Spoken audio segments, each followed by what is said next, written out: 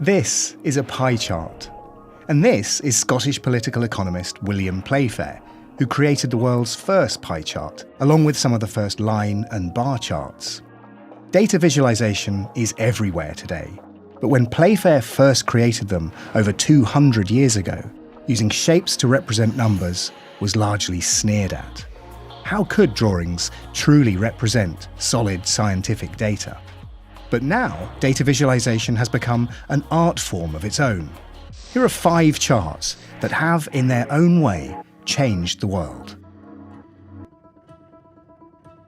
One of the best-known uses of data visualization was devised in London in 1854. At the time, it was widely believed that infectious diseases like cholera were spread through the air. Surgeon John Snow felt differently. He was convinced that infections could be spread by dirty water. And when a deadly outbreak of cholera occurred in Soho, Snow tracked each case and marked them with a dot on a map. A clear picture emerged. All the deaths from cholera were clustered around a water pump on Broad Street. When he presented his findings to the local officials, the pump was shut down and the outbreak ended.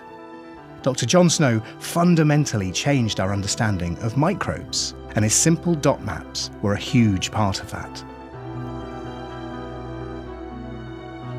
Around about the same time, the lady with the lamp, Florence Nightingale, used a cunning visual to save even more lives.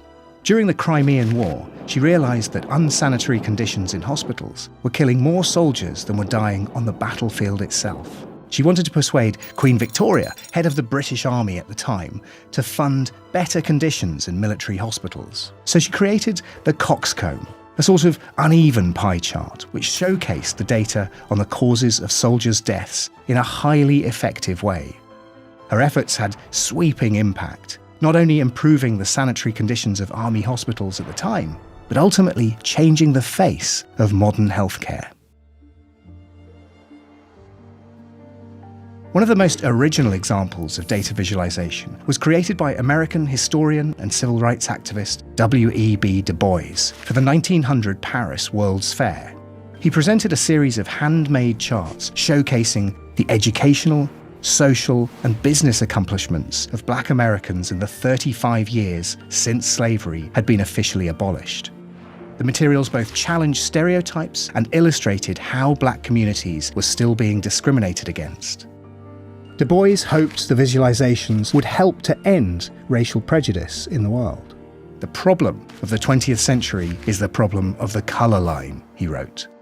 Although his dreams weren't realised, Du Bois' beautiful charts are now recognised as a powerful use of data visualization to demonstrate social change.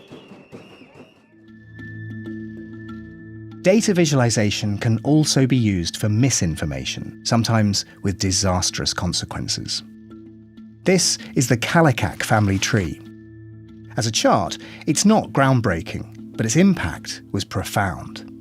It was conjured up by Henry Goddard, an American psychologist and eugenicist, who believed that one of society's greatest problems was feeble-minded people, basically anyone deemed to be of lower intelligence. Goddard wrote a book based on the story of Martin Kallikak, a soldier who was married and had a family of fine, upstanding citizens. But according to the book, Martin Kallikak had a one-night stand with a feeble-minded barmaid. She had a son who became known as Old Horror, who went on to father 10 children. According to Goddard, feeble-mindedness was hereditary, and the family was full of what he called the lowest types of human beings. But it was a fiction. The barmaid never existed. Even so, the Kallikak family tree could be found in school textbooks as late as the 1950s, and it was also used by the eugenics movement for decades afterwards. And it was adopted by the Nazis, who used it in propaganda films to gain support for their racial purity laws, which led to the murder of thousands of disabled people in the Holocaust. Sometimes iconic status can be achieved almost accidentally.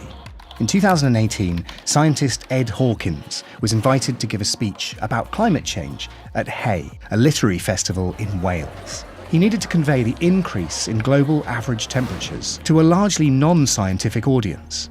So he devised a chart that used no words, just colours. It was a stunningly simple way of demonstrating how the planet had warmed since 1850.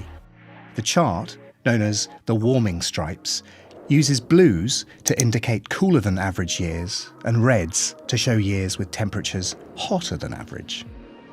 Updated every year, Hawkins says 2022 was the first year that every country needed a new red stripe, demonstrating how fast the Earth's climate is changing.